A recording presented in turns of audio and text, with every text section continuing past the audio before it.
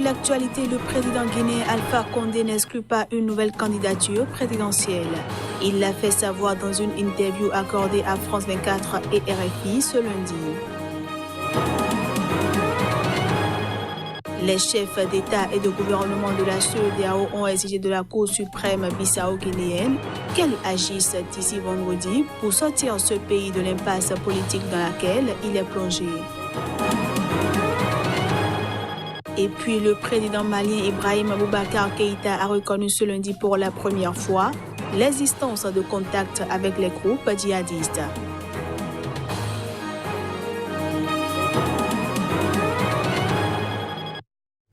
Voilà pour le sommaire. À toutes et à tous, bienvenue.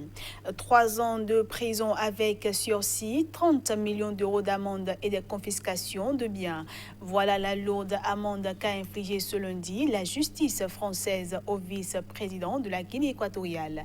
Théodorine Obiang est jugée coupable de s'être frauduleusement bâti un patrimoine considérable en France. La Cour d'appel de Paris est allée au-delà de la condamnation prononcée en première instance, au sujet de laquelle Théodorine Obiang avait fait appel. Le 27 octobre 2017, à l'issue du premier procès dit des biens mal acquis devant la justice française, le tribunal correctionnel avait prononcé la même peine d'emprisonnement, mais avait assorti l'amende de 30 millions d'euros de sursis. Les sommes blanchies en France sont estimées à 150 millions d'euros. Le fils du président Théodoro Obiang Nguema, dont les avocats n'ont eu de cesse de contester la légitimité de la justice française, ne s'est pas présenté lors du procès en appel en décembre, pas plus qu'au premier procès. Le président guinéen Alpha Condé a laissé ce lundi la porte ouverte à une candidature pour un 3e mandat. Dans une interview accordée à nos confrères de France 24 et RFI, en marge du sommet de l'Union africaine à Addis Abeba, il est revenu sur le référendum constitutionnel prévu dans son pays le 1er mars prochain. Interrogé sur une nouvelle candidature lors d'une interview accordée à France 24 et Radio France Internationale, le président guinéen Alpha Condé a laissé ce lundi la porte ouverte à une candidature pour un 3e mandat. Le RPG peut me présenter comme il peut présenter quelqu'un d'autre. Pour le moment, ce n'est pas mon souci, a-t-il déclaré. Alpha Condé a aussi défendu la tenue le 1er mars d'un référendum constitutionnel dénoncé comme une manœuvre, estimant qu'il n'y avait rien de plus démocratique. Ancien opposant historique élu en 2010 et réélu en 2015, le chef de l'État a assuré que sa préoccupation actuelle était de doter le pays d'une constitution qui réponde aux besoins du monde d'aujourd'hui. Le chef de l'État a assuré que sa préoccupation actuelle était de doter le pays d'une constitution qui réponde aux besoins du monde d'aujourd'hui, citant la parité entre hommes et femmes, la lutte contre les mutilations génitales, le mariage des filles avant 18 ans et surtout le partage correct des ressources de l'État, notamment pour la jeunesse et les personnes vulnérables. La Guinée est le théâtre depuis la mi-octobre de protestations qui ont fait au moins 29 morts, dont 28 civils et un gendarme, contre le projet prêté de longue date au président de chercher à se succéder en 2020. L'actuelle constitution limite à 2 le nombre de mandats présidentiels. L'avant-projet de nouvelle constitution, divulgué en décembre et qui sera soumis à référendum le 1er mars, en même temps que des élections législatives, maintient cette limite. Mais l'opposition soupçonne que l'adoption d'une nouvelle constitution servira à Alpha Condé le prétexte pour remettre son compteur présidentiel à 0. Je l'annonçais en titre, l'Afrique de l'Ouest a exigé de la Cour suprême bissau-guinéenne qu'elle agisse d'ici vendredi pour sortir ce pays de l'impasse politique dans laquelle il est plongé, et ce, depuis le second tour contesté de l'élection présidentielle. Réunis à Addis Abeba en marge d'un sommet de l'Union africaine, les chefs d'État et de gouvernement de la communauté économique des États de l'Afrique de l'Ouest ont invité la Cour suprême bissau-guinéenne, organe compétent en matière de contentieux électoral, à finaliser ses travaux d'ici le 15 février prochain afin de permettre la normalisation politique et institutionnelle.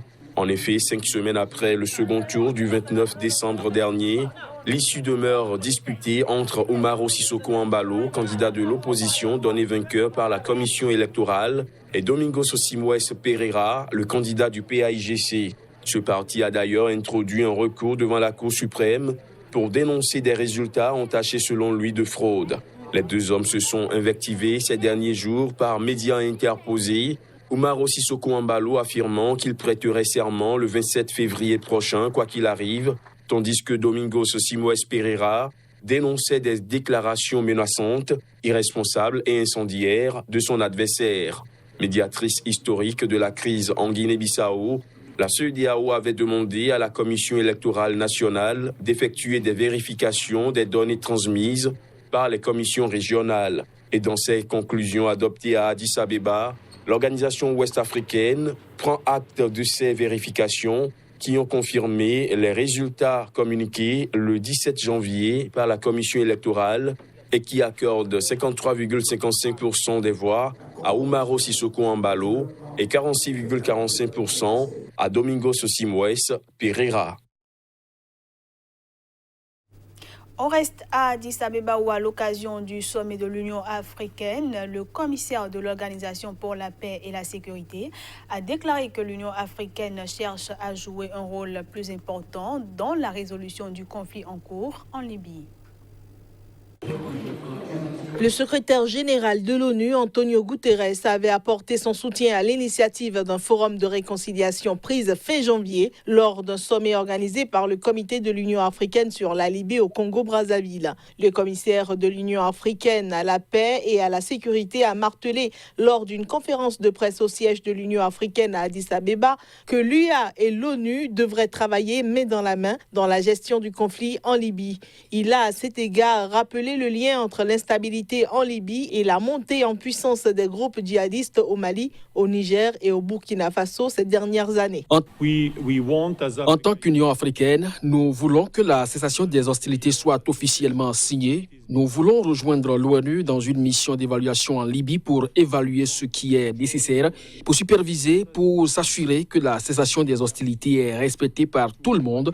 Et nous voulons également faire partie de la mission de déploiement d'observateurs à Tripoli et ailleurs dans le pays où cela est nécessaire. C'est l'ONU elle-même qui a besoin de nous maintenant. L'ONU s'occupe de cette question depuis 8 ans. Je pense donc que l'Union africaine peut certainement apporter sa contribution car il s'agit d'un problème africain et nous avons une certaine sensibilité que d'autres n'ont peut-être pas. Une fois que la cessation des hostilités sera officiellement signée, nous voulons nous joindre à l'ONU dans une mission d'évaluation en Libye pour évaluer ce qu'il est nécessaire de superviser pour s'assurer que la cessation des hostilités est respectée par tous. De nombreux doutes existent toutefois sur la capacité de l'Union africaine à occuper un rôle de premier plan dans la médiation libyenne. Face à la multiplication des conflits sur le continent, l'Union africaine s'est fixée comme objectif d'être plus efficace et plus active dans leur médiation, comme en témoigne le thème du sommet de cette année, faire taire les armes. Pour la première fois, le président malien a reconnu l'existence de contacts avec les groupes djihadistes. Ibrahim Boubacar Keïta justifie ces contacts par la nécessité d'explorer les voies d'une sortie de crise après 8 années de guerre. Dans un entretien avec la chaîne France 24 et Radio France Internationale, le président malien Ibrahim Boubacar Keïta a admis ce lundi pour la première fois l'existence de contacts avec les groupes djihadistes. Nous avons vu quelque part peut-être l'arrivée d'éléments venant de là d'où ils ont été chassés, le Proche-Orient, la Syrie, l'Irak. Ces éléments-là n'ont pas eu beaucoup de mal à emprunter le grand boulevard qu'offre la Libye pour se retrouver chez nous, au Sahel. Mais j'ai devoir aujourd'hui, et mission, à créer tous les espaces possibles et à tout faire pour que, par un biais ou un autre, on puisse parvenir à quelque apaisement que ce soit possible. Parce que le nombre aujourd'hui des morts au Sahel devient exponentiel. Et je crois qu'il est temps que certaines voies soient explorées. Cette déclaration rompt avec l'attitude des plus hauts dirigeants maliens qui avaient jusqu'à présent rejeté officiellement ce dialogue. Le président malien a cependant ajouté attendre encore une réponse des djihadistes à la démarche d'approche entreprise par un de ses représentants. Fin janvier, son haut représentant pour le centre du Mali, Dion Kounda Traoré, lui-même ancien président, avait indiqué avoir personnellement envoyé des émissaires en direction d'Amadou Koufa et Iyad Ag-Ghali, les deux principaux dirigeants djihadistes du pays. On passe à présent à la revue de presse Afrique.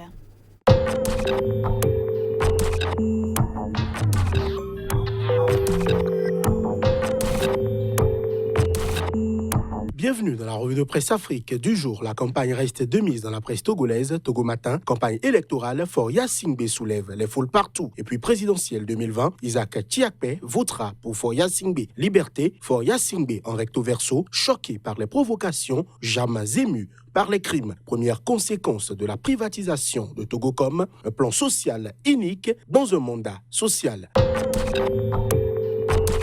Au Faso, le quotidien numérique affiche en manchette « Attaque terroriste au Burkina Faso ». Les Burkinabés n'ont toujours rien compris. Le quotidien à présent, lancement de la révision du fichier électoral par le Premier ministre Adédougou. La CENI veut enrôler 4,5 millions de nouveaux électeurs. Et puis Condé 2020, une cérémonie grandiose le 29 mai pour commémorer les 20 ans de l'événement. En Côte d'Ivoire, le patriote croit savoir et affirme, adoubé par ses pairs de l'UA, Ouattara, son leadership a conquis l'Afrique. Le nouveau réveil de son côté, présidentiel 2020, lui a dit non à la manipulation de la Constitution. Aujourd'hui s'interroge, Ouattara prépare des réformes vers un hold-up constitutionnel. Le nouveau courrier de son côté, après l'audience du 6 février à La Haye, comment Gbagbo organise son retour en Côte d'Ivoire. Au Sénégal, Direct News informe en titre « Cache d'armes de la douane braquée à Moussala, l'exigence de meilleures conditions de travail des soldats de l'économie ». Sud Quotidien sur un autre sujet, polémique sur le coût, la date de livraison, l'impact environnemental et l'utilité, terre à controverse. Las à présent, coronavirus, rapport, Cour des comptes, indiscipline à la PR, Césé, Mimi monte la garde.